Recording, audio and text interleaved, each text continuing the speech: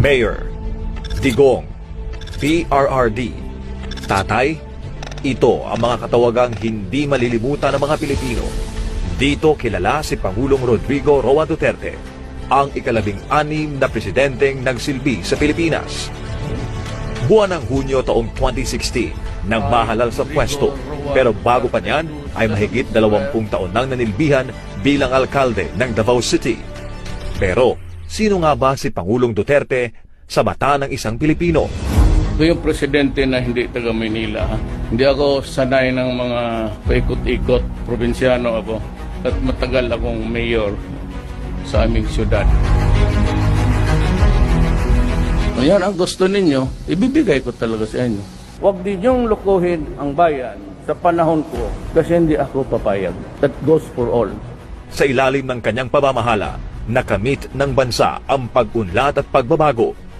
Ilan sa mga hindi matatawarang nagawa ni dating Pangulong Duterte ay ang war on drugs, pag-angat ng ekonomiya, transportation modernization, airport projects, libreng college education, independent foreign policy, anti-red tape, pagbaba ng bilang ng krimen, universal health care, paglaban sa pandemya at Build program. We will eliminate the drug lords once and for all.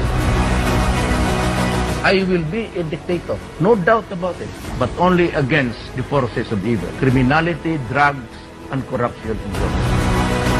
At nagkamit ng pinakamataas na approval rating sa kasaysayan ng bansa. I do not have any master except the Filipino people. Mula Davao City hanggang sa buong Pilipinas, walang takot na hinarap ang bawat pagsubok na dumating sa bansa. Ako ang taong nasasaktan. Nababasa ko yung mga ilang kaswat. Subalit, higit pa sa kanyang nagawa para sa bayan, ay mas tunay na hindi malilimutan ang kanyang tunay na malasakit sa bawat Pilipino. Malaman ninyo, isa lang tayo. Your life is not less important than mine. Our lives are very important to the country and to your family. At kahit wala na sa serbisyo, In a few days, I'll be out. Yung nagawa ko, para sa akin yun na yun. The best that my efforts can really achieve. Kung kulang pa yun, pasensya na po. Yun, hindi ko na talaga kaya.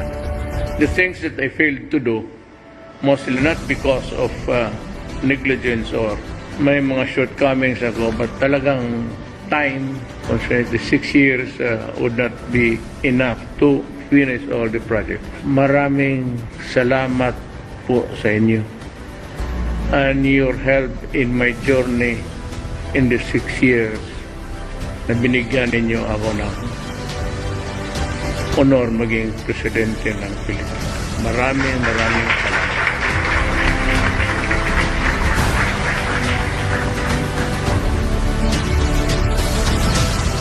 ang kaibigan at tatay ng lahat.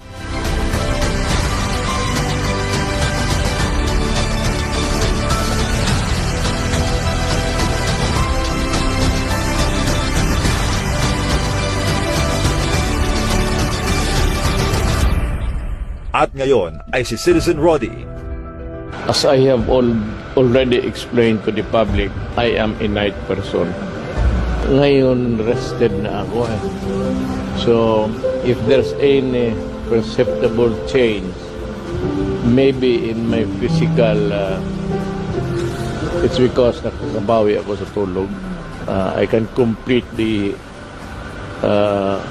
regimen of 8 hours of sleep. Sobra pa minsan.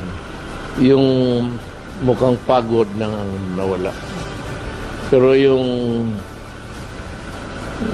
age ko, tumatanda talaga. Ayun lang, ang nakakabawi ako sa tulog.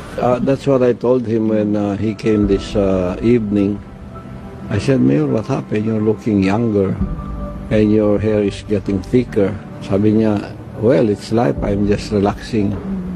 Clearly, the burden is off his shoulders because he takes his job as president before very seriously. But now he just goes around, visits some friends, and I'm so glad to see him very healthy. and looking younger. Mananatili sa puso ng bawat Pilipino ang nag-iisang Rodrigo Roa Duterte. Sa sambayang Pilipino, maraming salamat sa inyo.